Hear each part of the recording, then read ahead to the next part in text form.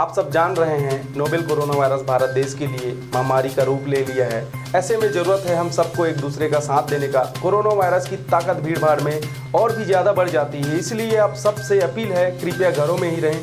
आप सभी इस खतरनाक बीमारी को हराने में शासन प्रशासन की मदद करें। इसके अलावा दूसरे राज्यों से आए हुए आगंतुकों की जानकारी टोल फ्री नंबर 104 पर जरूर दें। धन्यवाद।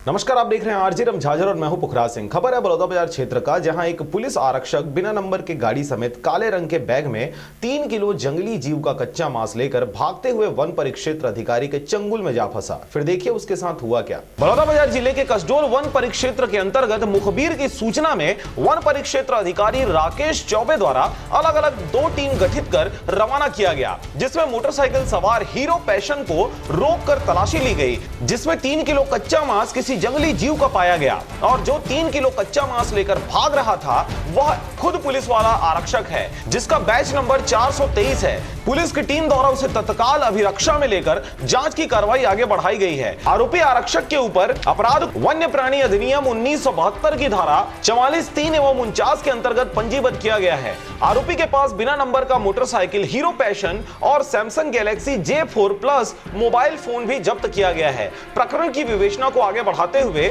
सलीहा के पास वन क्षेत्र का सघन तलाशी जारी है। आरोपी चंद्र कुमार बघेल एक पुलिस आरक्षक है, जिसका बैच नंबर 483 है। गिरफ्तार कर न्यायालय में प्रस्तुत कर 14 दिन की रिमांड मांगी गई है। अब देखने वाली बात होगी कि यह 3 किलो कच्चा मांस कौन से जीव का है और जो पुलिस आरक्षक खुद इस काले कारनामे करते हुए पाया गया है उसके ऊपर किस प्रकार से आगे कार्रवाई की जाती है। बलौदाबाजार से मनोहर बंजारे की रिपोर्ट, आरजे रमझाझर।